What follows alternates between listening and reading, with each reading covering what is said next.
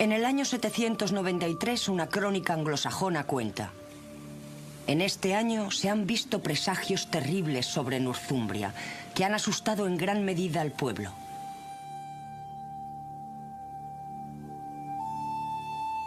Consisten en enormes torbellinos, relámpagos de luz y fogosos dragones voladores.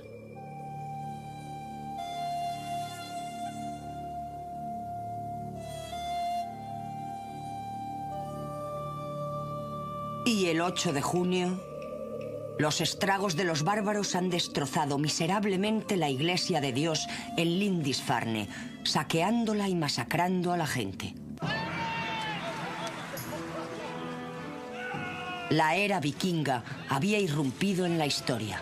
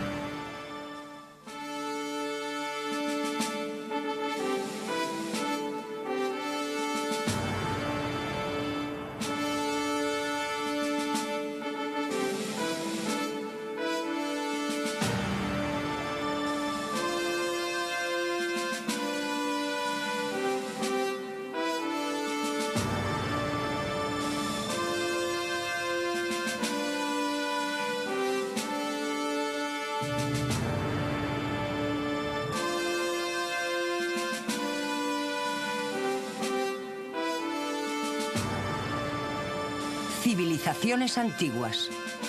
Los vikingos.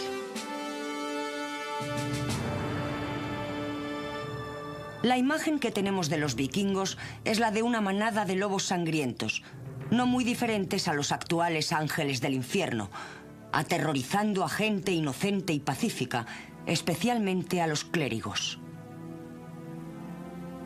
Su llegada era súbita e inesperada. En cosa de pocos años, fueron temidos por todo el mundo cristiano.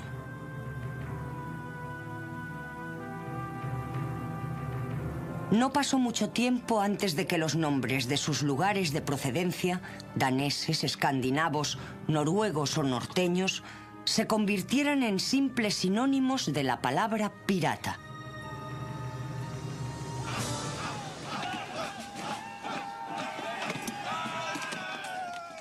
La época vikinga se ha caracterizado por ser una violenta explosión de paganismo anticristiano. Los vikingos, al llegar con sus bellos navíos, eran vistos como piratas que aparecían como las nubes tormentosas del norte. Primero en pequeños grupos de ataque y luego con grandes flotas.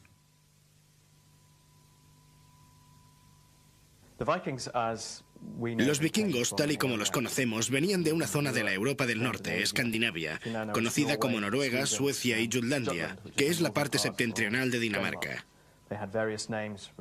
Aunque recibían diversos nombres, eran conocidos colectivamente como vikingos.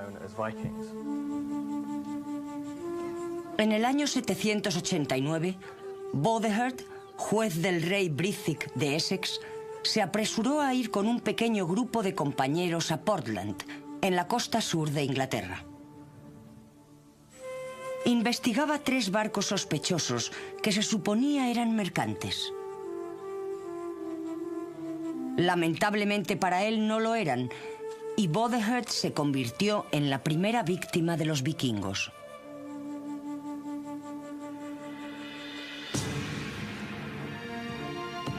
Los extranjeros le mataron a él y a sus compañeros. Y como señala la crónica anglosajona, estos fueron los primeros barcos de daneses que llegaron a la tierra de los ingleses. Tras este primer y amenazador encuentro, Durante 4 años no se vuelve a oír hablar de los extranjeros bárbaros del norte. Más tarde irrumpen impetuosamente sacudiendo a la cristiandad desde sus raíces con el saqueo de Lindisfarne, la Isla Santa.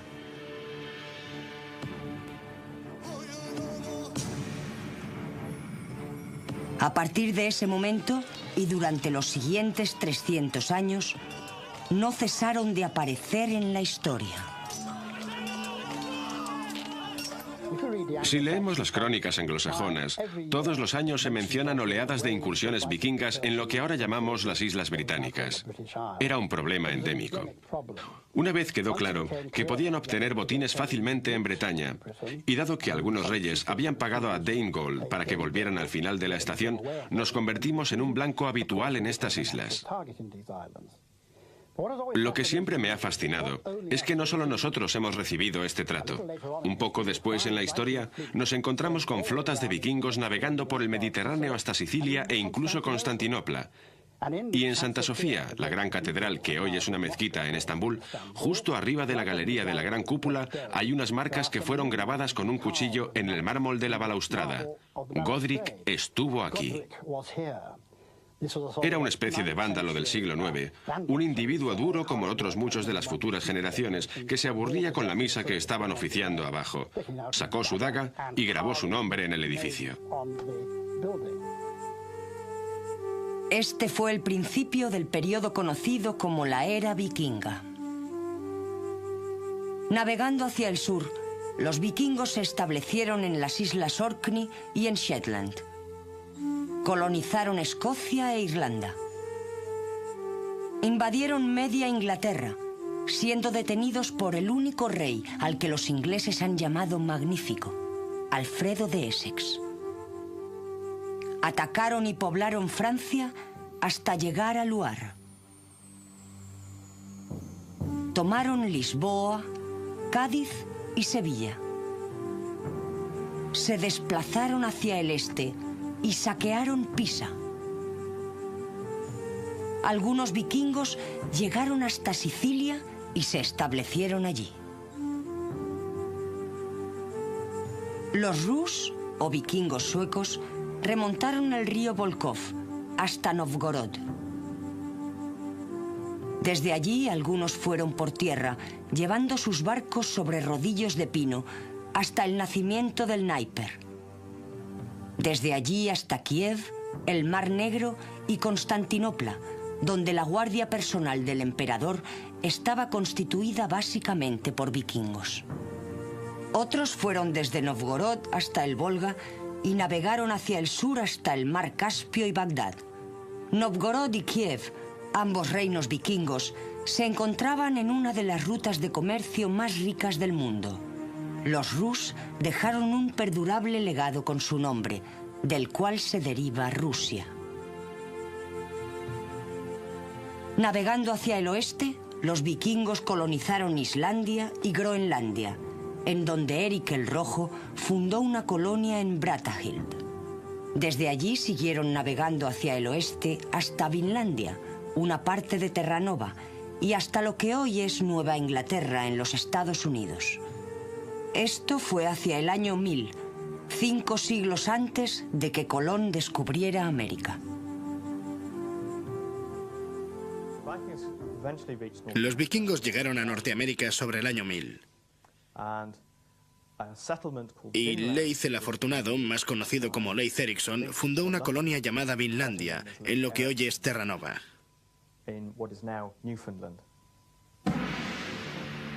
Las incursiones de los vikingos aterrorizaban a la cristiandad. Algunos creían que la rapidez con la que llegaban y se marchaban era imposible sin una ayuda demoníaca. De este modo, a su creciente reputación de brutalidad salvaje, se añadió una misteriosa aura de magia que hasta cierto punto persiste incluso hoy.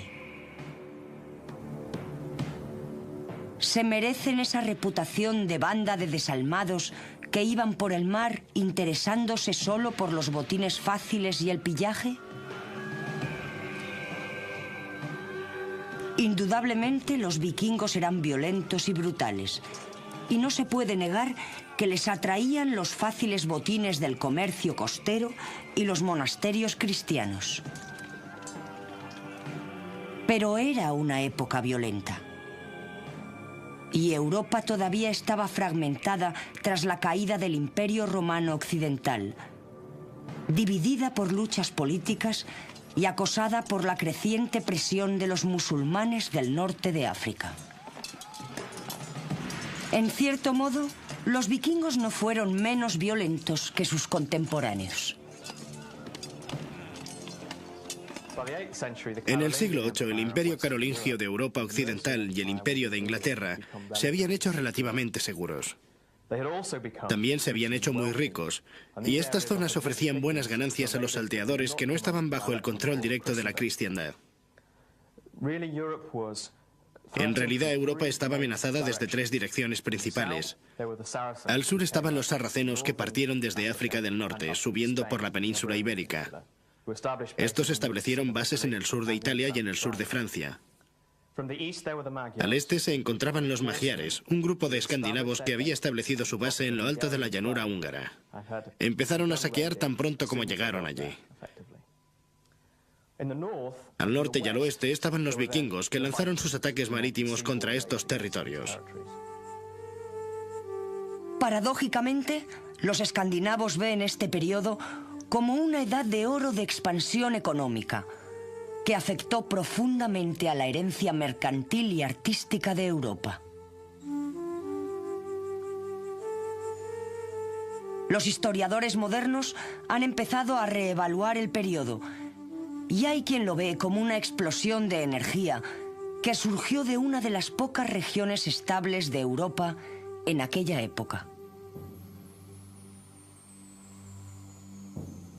La era vikinga se sitúa en el bien llamado Período Oscuro, del que tenemos pocos datos escritos, sobre todo de los vikingos. El mito se disfraza de realidad. La leyenda se presenta como hecho. Y las mejores historias son las menos fiables.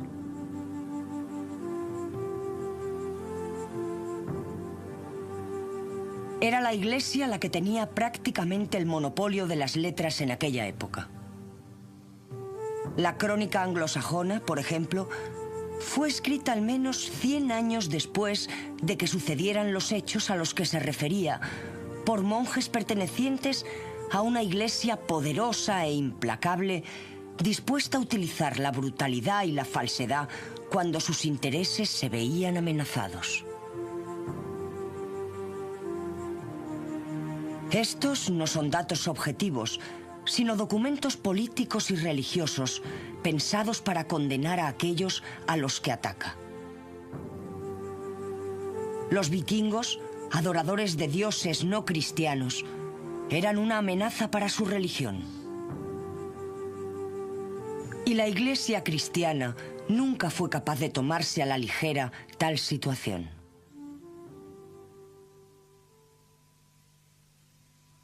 Otros vieron en los vikingos una amenaza económica y política. Los comerciantes se habían visto obligados a utilizar rutas costeras, las mismas rutas que utilizaban los vikingos en sus viajes. Las incursiones vikingas amenazaban la supervivencia de este comercio costero, y la inestabilidad de poder en Europa significaba que Escandinavia podría muy bien ganar control sobre el alma del Sacro Imperio Romano. El emperador romano vio la agresión vikinga como una amenaza que no podía ser ignorada. El arma que utilizó fue la religión. Siendo paganos, los vikingos estaban fuera de la órbita de la Iglesia. Pero si pudieran ser convertidos, caerían bajo la autoridad del Papa y automáticamente bajo su propio control. Poco le importaba recurrir a cualquier método para dominar a los vikingos.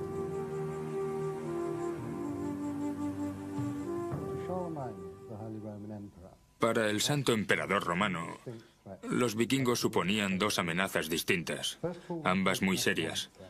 En primer lugar, suponían una amenaza económica.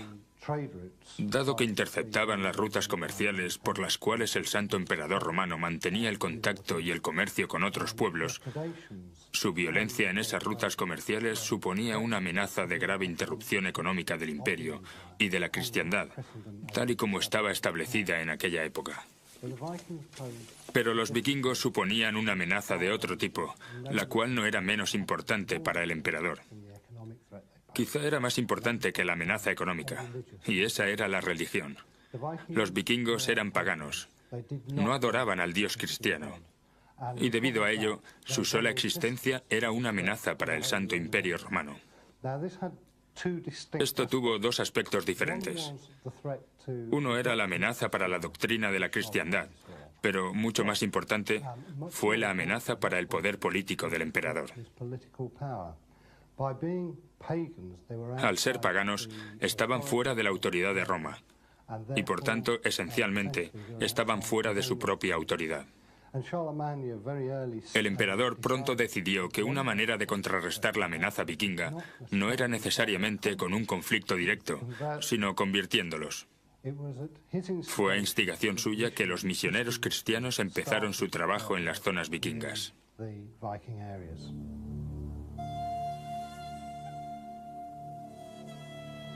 La dura geografía de Escandinavia definió a su pueblo y, por último, su lugar en la historia. El mar era lo primordial de su vida. Era esencial tanto para la vida como para las comunicaciones.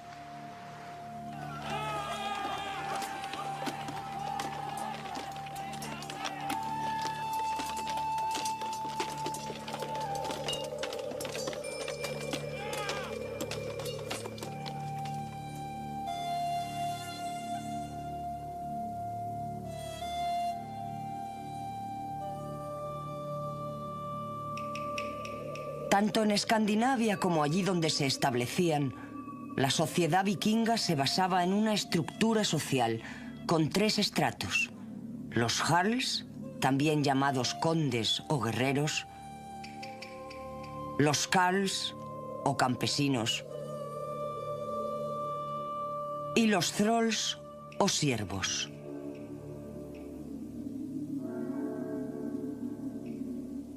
Los thralls eran la clase trabajadora de la sociedad y nunca eran libres, siendo más bien una propiedad como una vaca o un perro. Habitualmente los thralls se dedicaban a la guerra, la piratería o el comercio. La mayoría de ellos vivía en una sola choza estrecha hecha de madera o de hierba y arcilla, junto a sus familiares y los animales que poseyeran.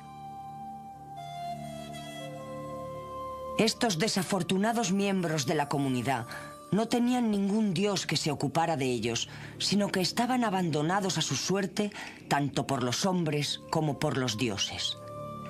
Pero en comparación con el trato que se daba a los esclavos de otros lugares de Europa, los vikingos parecen no haber sido demasiado duros con sus thralls, y existen datos de que consideraban enfermos a aquellos que maltrataban a sus esclavos.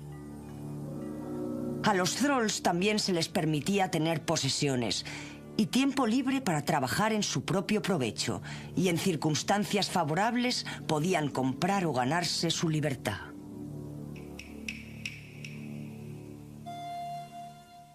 La mayoría de los vikingos eran carls. Su protector era Thor, el dios más venerado de todos los dioses vikingos. Los carls eran minifundistas y hombres libres, y abarcaban desde los indigentes hasta la gente de más poder y riqueza. Como hombres libres mantenían una sociedad basada en el parlamento para hacer las leyes. Podían también elegir reyes o decidir un cambio de religión, tal y como hicieron en Islandia en el año 1000.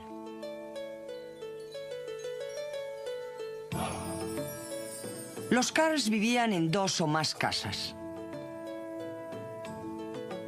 Consistían en un par de construcciones largas paralelas, a veces ampliadas con 1 o 2 establos, que componían un complejo de 3 o 4 edificaciones con un patio en medio. En los asentamientos vikingos de las islas del Atlántico, las casas se construían de piedra seca o con una mezcla de hierba y piedra. A veces incluso se construían solo de hierba.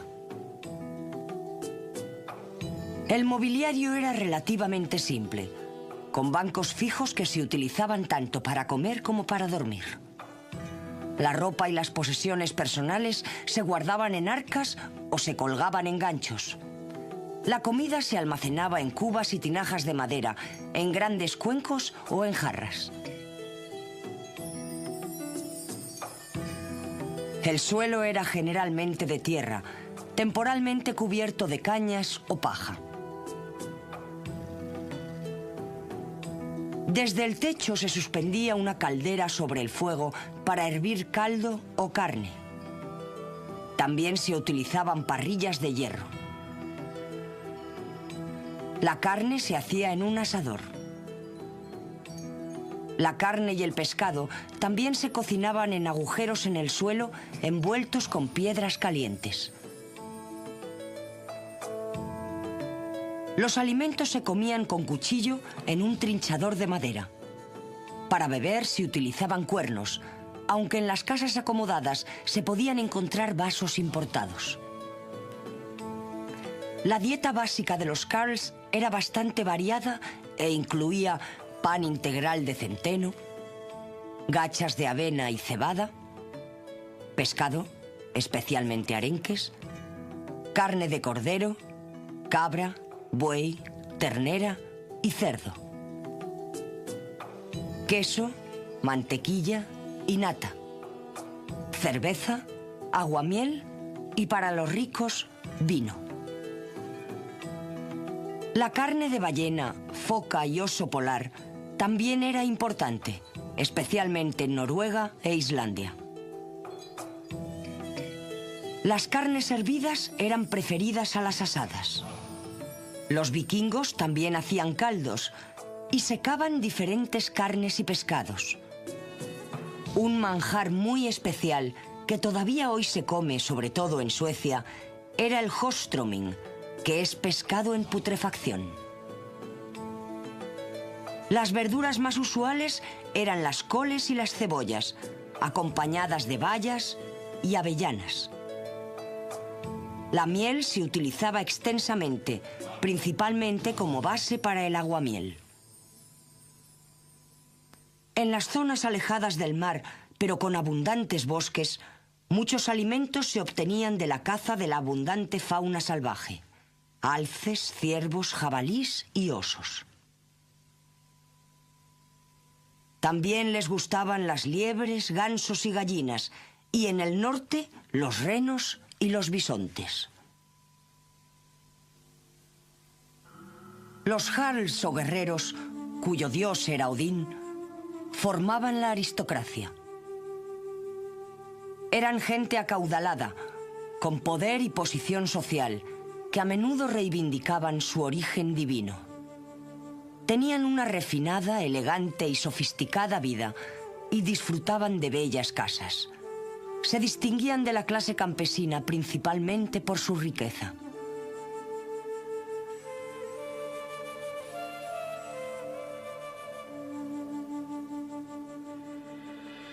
Esto se hacía patente por la cantidad de seguidores, joyas, barcos y propiedades. Los vikingos elegían a sus líderes por su valor, destreza y nobleza de nacimiento. Y si estos reivindicaban su origen divino, cualquier hombre podía convertirse en su principal rival. En la época vikinga más antigua no había monarquía y la institución solo llegó a cobrar importancia a medida que ciertos individuos ganaron poder y riqueza, pero no llegó a ser hereditaria hasta mucho después.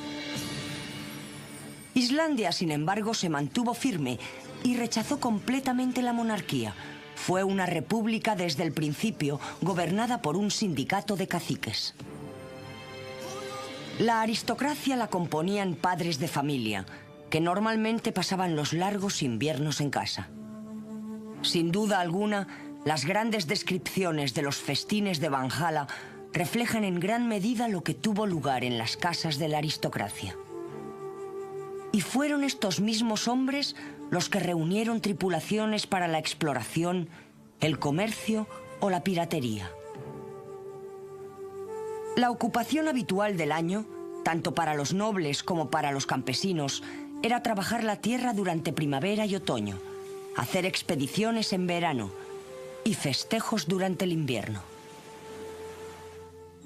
Mientras tanto, sus esposas mantenían la casa y la familia, hilando, tejiendo y protegiendo los intereses familiares hasta que sus hombres volvieran con sus botines o sus mercancías. La tierra era enormemente importante y proporcionaba estatus.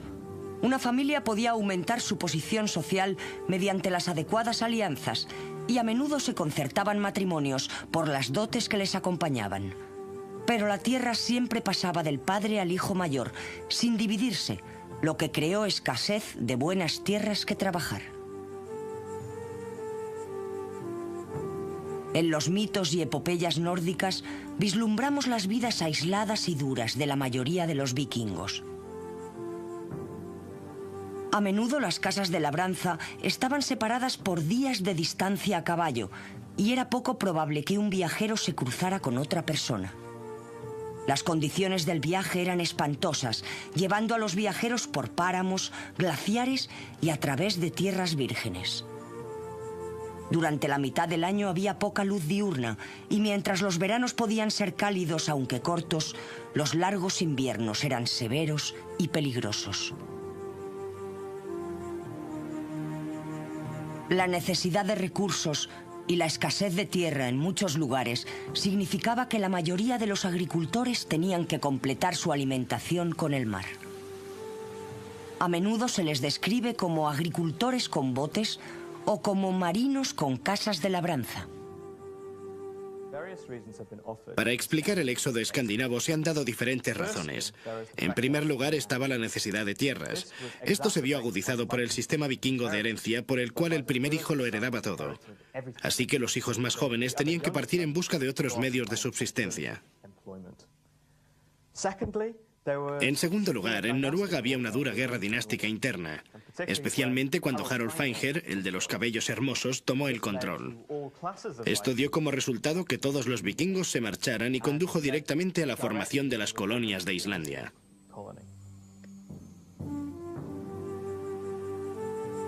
El aislamiento tendió a fortalecer la unidad familiar. La supervivencia exigía individualismo y fuertes lazos familiares de apoyo, especialmente en los tiempos difíciles. Dentro de la familia había una relación muy especial. Un tío materno era ante todo responsable del bienestar de su sobrino. Eran las mujeres las que proporcionaban la comida y el vestido a su familia. Y tanto dentro de ella como ante los ojos de la ley, los hombres y las mujeres tenían el mismo estatus y los mismos derechos. La mujer fue también una figura importante para el chamanismo.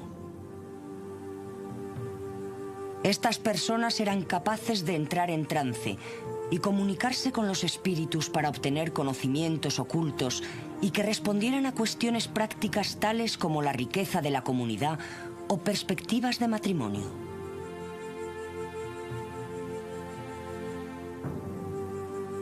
La amistad era de vital importancia.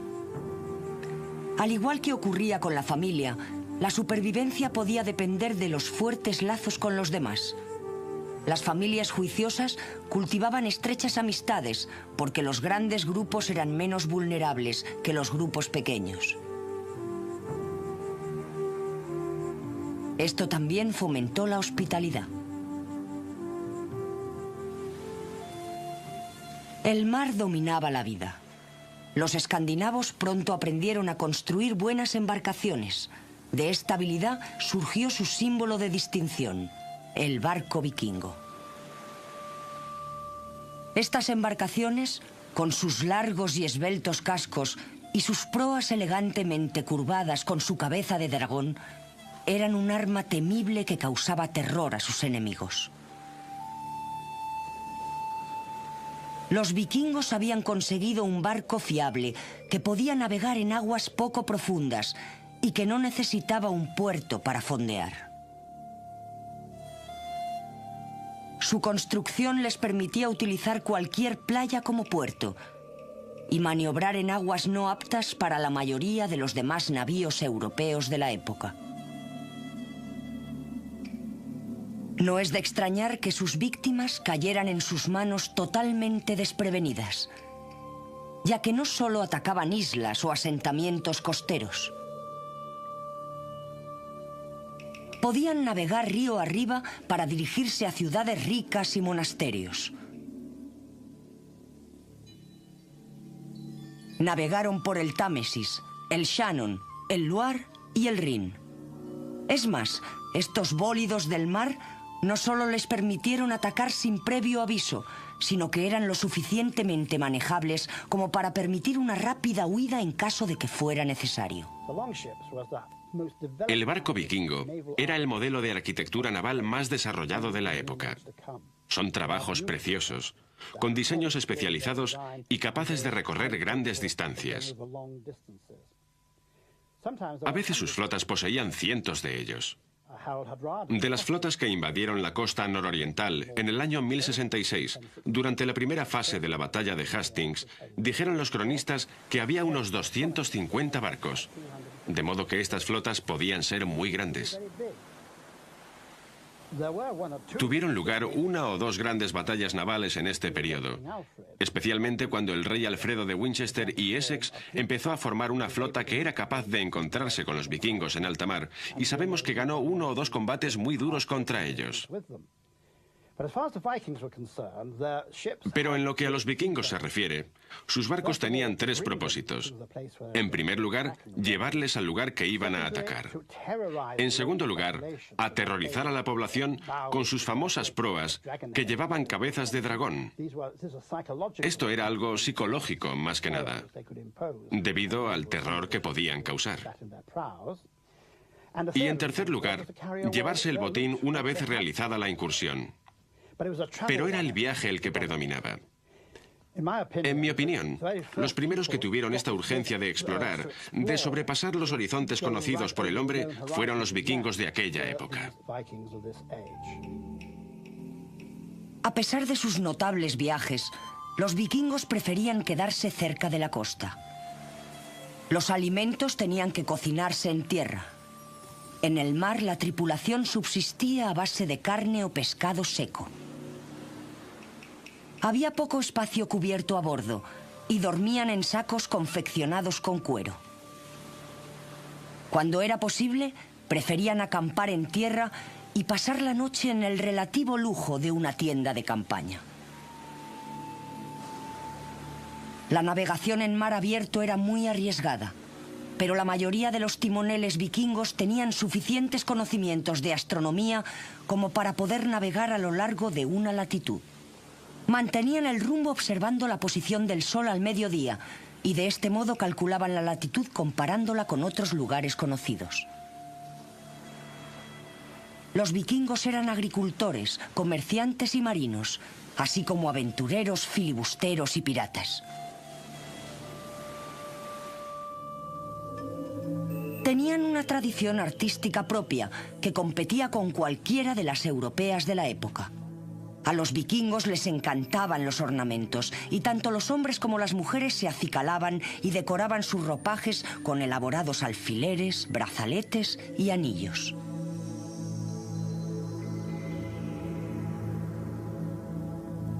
Su arte refleja su carácter y está empapado de vitalidad y vigor.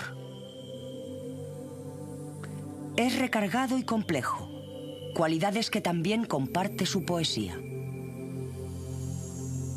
Es esencialmente un arte decorativo, aplicado a una amplia variedad de objetos cotidianos, aspecto principal de la vida diaria.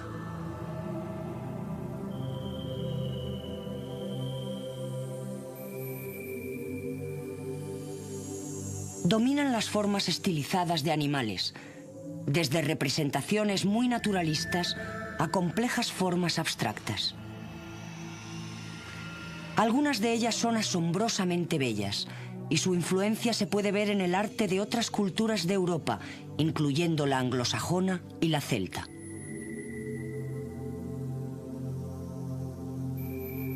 Cualquier cosa podía adornarse, y los objetos decorados con filigrana de oro y su típica granulación nos muestran la destreza que tenían algunos de estos artesanos nórdicos. El arte vikingo es una de las formas de arte más inconfundibles del mundo. Es vibrante, es rico, es energético, es emocionante. Podríamos decir también, en algunos casos, que es ostentoso. Y los vikingos, conocidos por su austera actitud ante la vida, su austera religión, parecen verter todas sus energías positivas en el arte. Y parte de él es realmente notable. Los vikingos decoraban absolutamente todo. Cualquier cosa que tuviera superficie podía ser decorada. Vestidos, barcos, mesas, alacenas, absolutamente todo. Y todavía quedan algunos ejemplos increíblemente bellos del arte vikingo en los muros de las iglesias, por ejemplo. Y tallas muy bellas.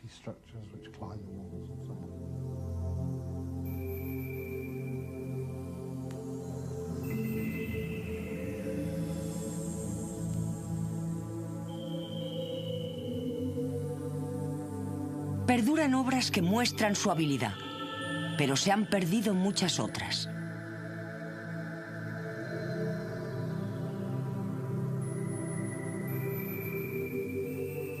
En su arte y su decoración, los vikingos nos revelan un lado ostentoso, incluso deslumbrante de su naturaleza, que está algo reñido con su reputación.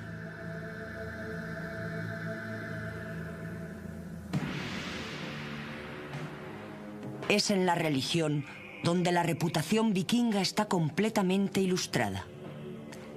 Es difícil imaginar a los vikingos como religiosos en el sentido convencional. Al igual que su paisaje, su religión era dura y prohibitiva. Lo que sabemos de su religión es fragmentario. Una vez que los misioneros cristianos enviados a Escandinavia se hubieron establecido, atacaron con celo todo rastro de paganismo que tan profundamente odiaban. Sin embargo, los nombres de los principales dioses nórdicos siguieron vivos, conmemorados en los días de la semana que estaban dedicados a ellos: martes, miércoles, jueves y viernes, y en nombres de lugares como Wensfield. Se nos habla de una religión poco organizada, sin sacerdocio ni teología desarrollada. Inexorablemente fatalista, predice un juicio final, incluso para los dioses. A diferencia de los mitos cristianos, el bien no triunfaba inevitablemente, sino que tiene que encontrarse con su juicio final. No es difícil ver en esto un reflejo del carácter de los vikingos, hombres de valentía temeraria y ferocidad invencible, más interesados en la muerte y la fama que en el triunfo. Su mitología está basada en un respeto inequívoco por la violencia, casi como un fin en sí mismo. Es difícil comprender cómo una religión así pudo desarrollarse en las espesuras frías y severas del norte, en donde el éxito se medía no por el triunfo sobre los elementos, los cuales indudablemente ganaban al final, sino por el talento para enfrentarse valientemente a la luz del juicio final. No obstante, había un consuelo para los creyentes. Daba sentido al universo, y estos obtenían protectores en la tierra. Había un dios para aquellos que vivían por la sabiduría, otro para los que vivían por la guerra, uno para el que hacía runas, otro para el herrero, y así sucesivamente. Los dioses eran tan generosos que cada creyente devoto, fuera quien fuera su dios, podía estar seguro de tener total protección en todo aquello que hiciera en su vida. La religión de los vikingos era, por supuesto, pagana. También era inspiradora. Era una combinación de mitos, historias, creencias muy arraigadas y una buena dosis de miedo. Era una religión ignorante. Thor, el gran dios de la guerra, era el campeón de los dioses. Freya urdía los destinos de los hombres.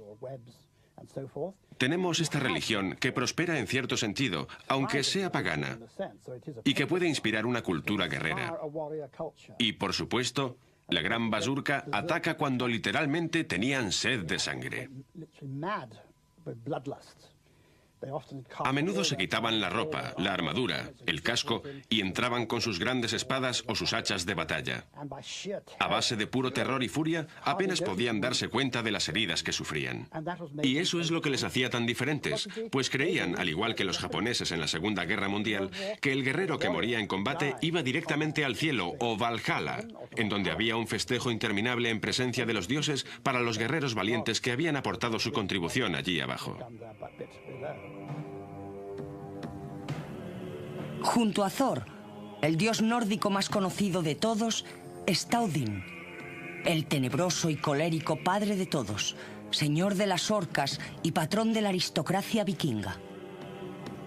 En la mitología vikinga, Odín era el dios supremo, el dios padre, un dios complejo que exigía sacrificios humanos. Tuvo alrededor de 170 nombres distintos, incluyendo Señor de las Orcas, Señor de los Caídos, Todo Conocimiento y el Dios de un Ojo. Era el dios de la batalla, de la victoria, de la astucia y de la muerte. Era el dios vikingo por excelencia. Aunque Odín era el dios principal, no era de ningún modo el más venerado. Ese honor le corresponde a Thor, el dios del trueno, del que tomaron el nombre del jueves. Gobernaba los truenos y los rayos, los vientos y las lluvias, el buen tiempo y las cosechas. Dios del cielo, de las tormentas, maestro de los relámpagos. Era una enorme figura pelirroja que recorría los cielos en un carro tirado por 2 cabras sagradas. Era un dios práctico y venerado por la gente corriente. En los templos en los que él y Frey eran adorados conjuntamente, era Thor el que siempre se situaba en el centro, en el lugar de honor. De alguna manera, es difícil decir cuál fue el legado de los vikingos. Aparecieron y desaparecieron muy rápidamente en la historia. Y en esta explosión de energía tan corta pero tan intensa, entraron en la historia para salir enseguida.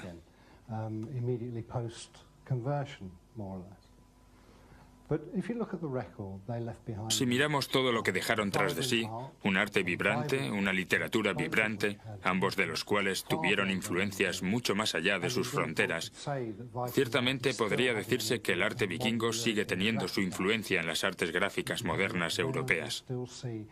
Si miramos a nuestro alrededor, seguiremos viendo la influencia de las formas animales vikingas. De modo que sigue ahí. Además de esto, una de las cosas que a menudo se pasa por alto sobre los vikingos es su comercio. Bien, no solo hicieron incursiones y se establecieron, sino que también abrieron un enorme sistema mercantil por todo el mundo de aquella época. Además, nos han dejado mitos heroicos que todavía tienen su influencia en nuestras propias literaturas y leyendas heroicas. Y yo creo que, en ese sentido, el mundo hubiera sido un lugar mucho más pobre si los vikingos no hubieran existido. Puede parecer un legado escaso, pero yo creo que es un legado especialmente importante. Simplemente esa imagen del héroe, el héroe conquistador, saliendo y oponiéndose a los elementos y triunfando. La llegada del cristianismo coincidió con un desmoronamiento vikingo.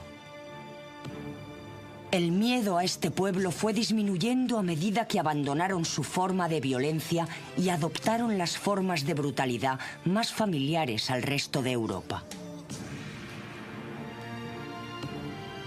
Aunque las rápidas incursiones continuaron durante algunos años, Los monarcas escandinavos adoptaron gradualmente la utilización de grandes ejércitos de tierra y al final de su época habían dejado de ser vikingos en el sentido estricto.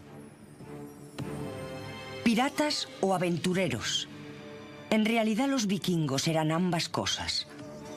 Extendieron las fronteras del mundo conocido hacia el norte y el oeste y establecieron comunicaciones entre grandes distancias. Durante el proceso, introdujeron a países anteriormente aislados, como Irlanda, en un gran sistema mercantil mundial. Crearon nuevas formas de justicia y administración, incluyendo el sistema del jurado. En Islandia, los descendientes de los colonos vikingos originales dejaron una gran cantidad de literatura, considerada por algunos como uno de los mejores logros de la Europa medieval. Su arte influyó más allá de sus fronteras. En una explosión de energía que no se ha vuelto a repetir, los vikingos aportaron al mundo una ética heroica y un modo de vida que ha sido la envidia de las posteriores generaciones. Nos gusten o no, los vikingos enriquecieron al mundo con su presencia.